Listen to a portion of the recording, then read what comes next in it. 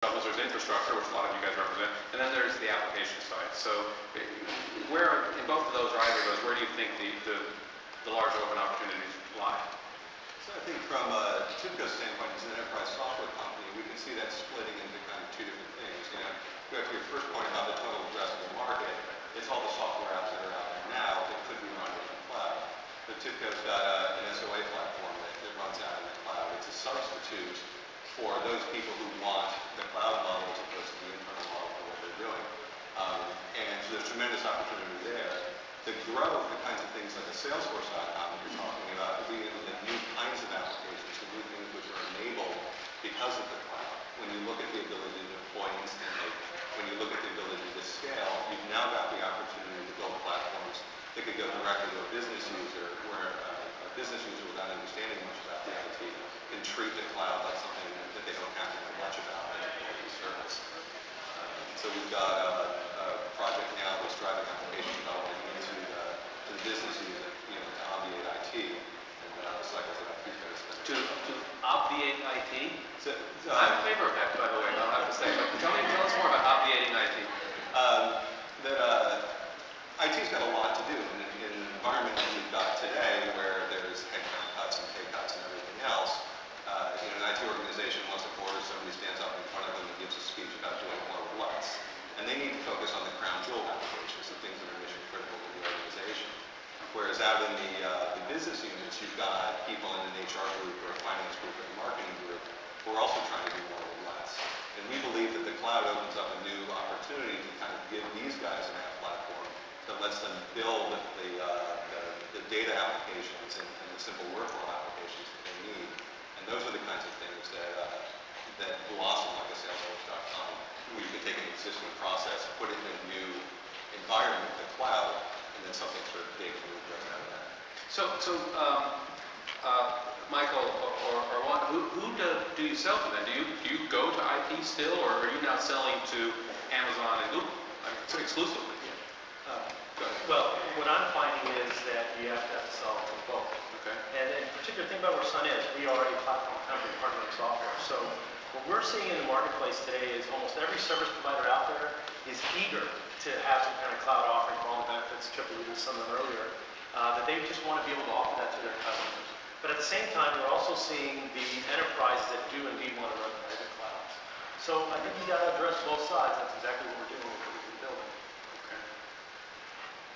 All right. So any other big opportunities out there? I mean, we've got a venture capitalist here. What do you?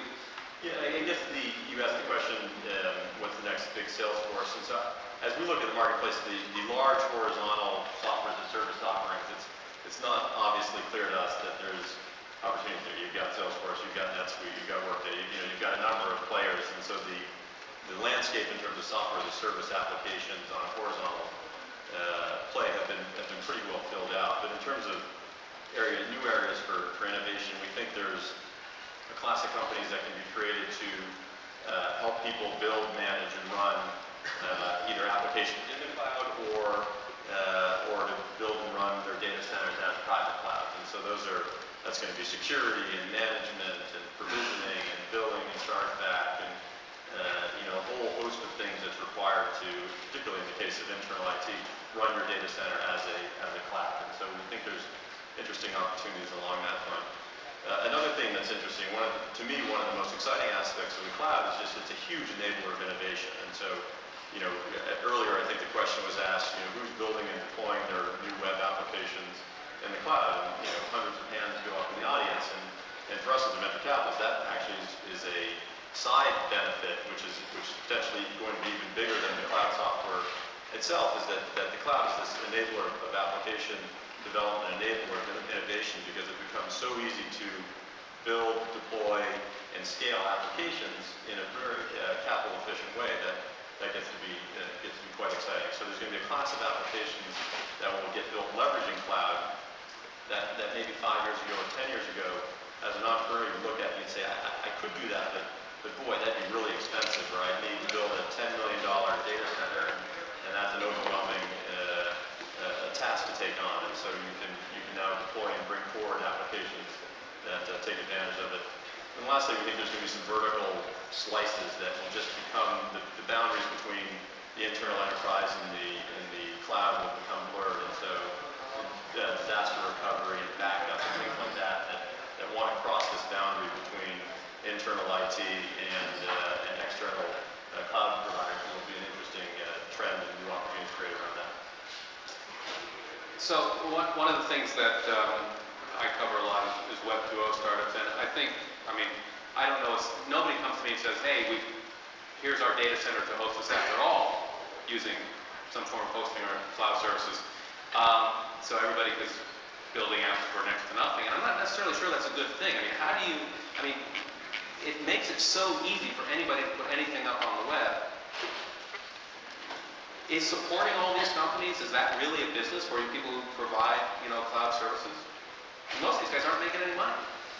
They're not paying you much either, so I don't see how this works. So I think it's a great question, and I think it has some interesting answers depending on what aspect you look at it. We do integration, so we're all about connecting the clouds, whether it's a private cloud, whether it's a public cloud, or whether it's an on-premise application.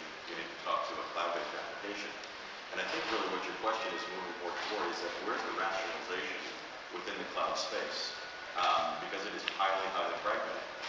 And does it need to be a period of time where there is almost either consolidation or just natural attrition of the key components of the cloud such that they can interoperate better, such that the smaller startups that are very innovative, highly innovative, can work in conjunction with what I think are the big brands that already have the infrastructure built to manage 1.0. They should be able to extend that to manage 2.0 type services. So I think that we're at an interesting time where innovation is still critical and rapid. But I do believe that there should be and that there will be some level of rationalization to optimize how clouds work together.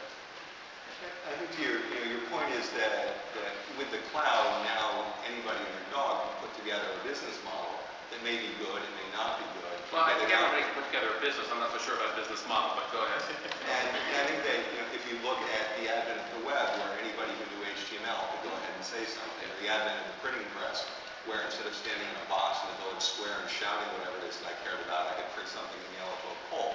Some of those things are going to be interesting and new, and they're going to grow out of this and become the big new things. The most of them is not going to be that interesting. But what we're doing is we're enabling the best of those to percolate up. I think that's where the real opportunity is when the thing about Chip's world, you're going to see a lot of guys and their dogs, but there are going to be some jewels coming in there that can really potentially benefit because we remove some of the hurdles between the good idea and the market that's willing to pay for that good idea. So at the moment, almost all of these innovations that we've been discussing, all these web startups, including ones that target the enterprise, their primary business is to create products and services that are hosted at places like Amazon. As more enterprises adopt the cloud computing model, we're going to see more private clouds, yes? What does this do to those companies and to the Amazon, Google, Microsoft concepts of hosting? Where do those businesses go?